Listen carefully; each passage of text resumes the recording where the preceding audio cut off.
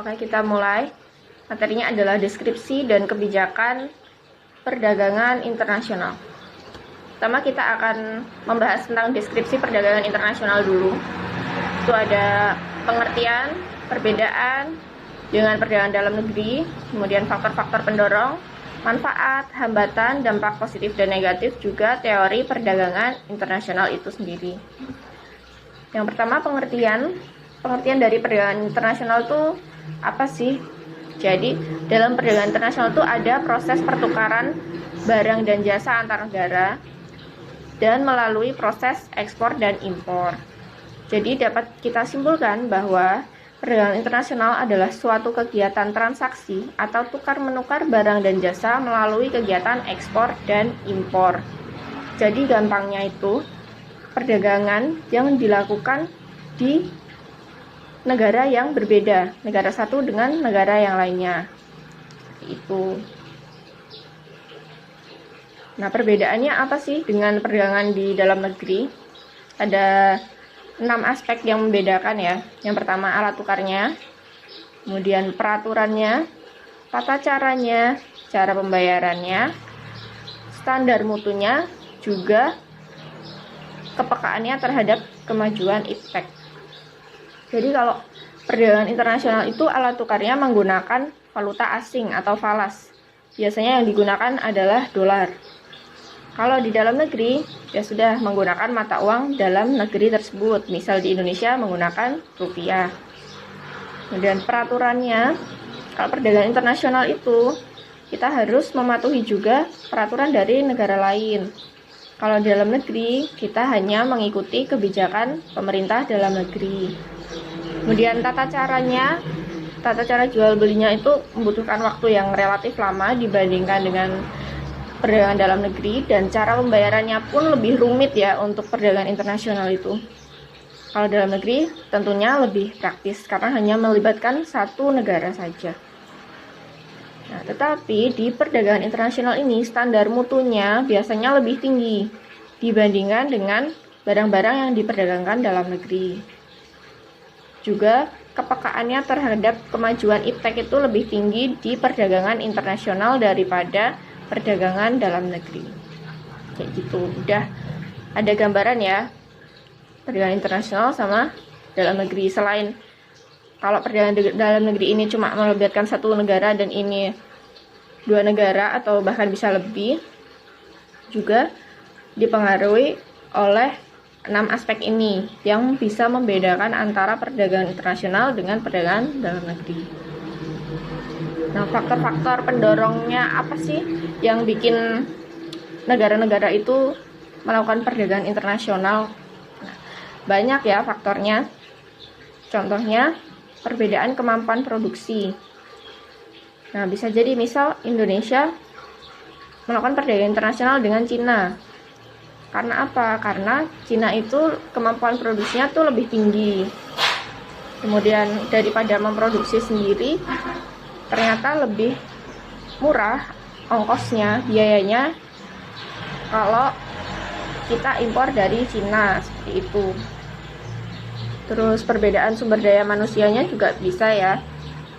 Misal Indonesia belum mampu untuk membuat elektronik dengan teknologi apa gitu, tapi di Jepang sudah mengembangkan teknologi tersebut dan sudah melalui dengan penelitian dan lain sebagainya, itu yang akhirnya melakukan perdagangan internasional dengan Jepang.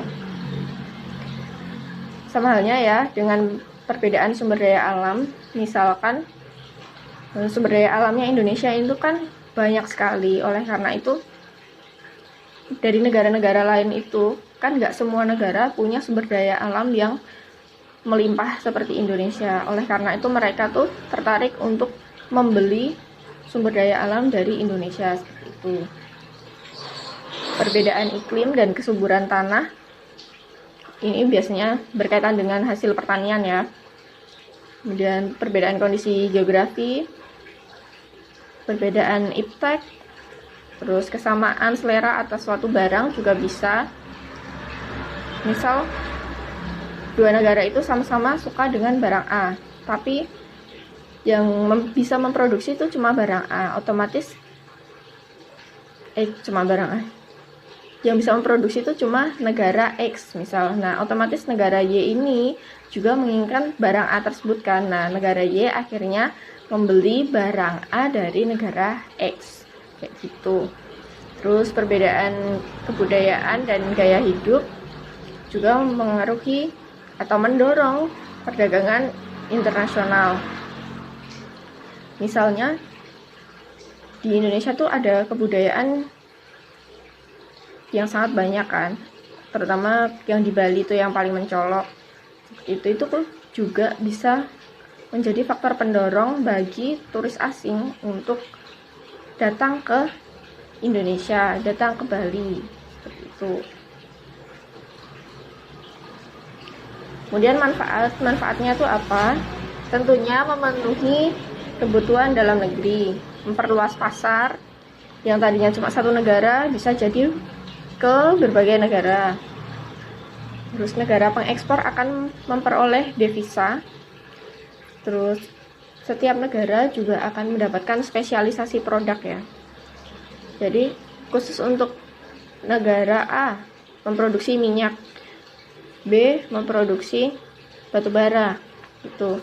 C produksi elektronik, negara D memproduksi kendaraan bermotor, gitu. Jadi ada spesialisasi tersendiri sehingga biaya produksinya itu bisa ditekan dan mendapatkan produk yang lebih murah.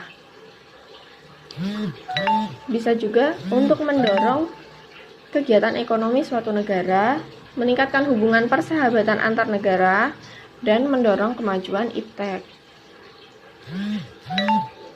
Tapi selain itu juga ada hambatannya juga ya, tidak cuma yang bagus-bagusnya aja. Perdagangan internasional juga banyak hambatannya, antara lain perbedaan mata uang, adanya kebijakan impor yang dilakukan suatu negara, perbedaan bahasa, kemudian perbedaan ketentuan dan peraturan, adanya organisasi ekonomi yang mementingkan negara anggotanya, yang kemarin sudah kita bahas di kerjasama ekonomi internasional. Kemudian proses dan prosedur ekspor-impor yang panjang dan cukup lama. Kemudian kalau ada perang yang dialami suatu negara juga akan memengaruhi perdagangan internasionalnya, jadi kurang lancar kayak gitu otomatis ya kalau ada perang. Nah, dampak positif dan negatif. Kalau positifnya tentu aja memenuhi kebutuhan masyarakat, meningkatkan devisa, mendapatkan barang yang berkualitas karena standar barang internasional. Kemudian memperbaiki teknologi produksi, menjalin kerjasama antar negara, juga meningkatkan jasa pariwisata. Kemudian kalau dampak negatifnya itu menghambat pertumbuhan industri dalam negeri karena kita terbiasa untuk impor, jadi kita tidak berkembang. Terus menimbulkan kebergantungan pada negara maju. Ya, karena itu tadi, apa-apa sudah ada di negara maju, jadi kita tinggal menggantungkan kebutuhan di negara maju aja. Nah, misal nanti negara maju terjadi hambatan atau apa, kita akan kerepotan. Itu. Terus munculnya sifat konsumerisme juga karena lebih banyak barang yang ditawarkan daripada barang yang ada di dalam negeri aja, itu bisa memicu munculnya sifat konsumerisme. Jadi sifat konsumerisme itu keinginan untuk membeli ya, padahal nggak butuh tapi pengen beli. Nah, ini cewek-cewek banget. Terus lanjut, memengaruhi neraca pembayaran. Kalau kebanyakan impor, neraca pembayarannya nanti akan defisit ya. Kemudian menyebabkan sektor keuangan tidak stabil dan memperburuk prospek pertumbuhan ekonomi negara. Nah, teori perdagangan internasional itu ada 3. Yang pertama, pandangan kaum merkantilisme. Yang kedua, teori keunggulan mutlak. Yang ketiga, teori keunggulan komparatif. Kalau merkantilisme ini menekankan pada 2 aspek ini ya. Yang pertama, pemupukan logam mulia. Yang kedua, setiap politik perdagangan ditujukan untuk menunjang kelebihan ekspor di atas impor. Kalau teori keunggulan mutlak itu terjadi kalau suatu negara itu lebih unggul terhadap satu macam produk yang dihasilkan dengan biaya produksi yang lebih murah dibandingkan biaya produksi di negara lain. Teori ini diungkapkan oleh Adam Smith. Jadi misal Indonesia dengan Jepang. Nah, Indonesia ini lebih unggul dalam memproduksi apa misalnya? Misal radio ya. Indonesia ini lebih unggul dalam memproduksi radio daripada Jepang. Tapi kalau Jepang itu lebih unggul dalam memproduksi kendaraan kayak gitu. Nah, itu namanya teori keunggulan mutlak.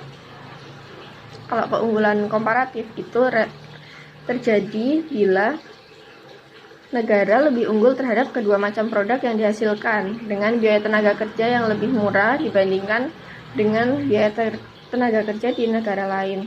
Jadi misal itu tadi Indonesia dengan Jepang, ternyata Jepang itu menang semua baik dalam produksi kendaraan maupun radio. Nah, itu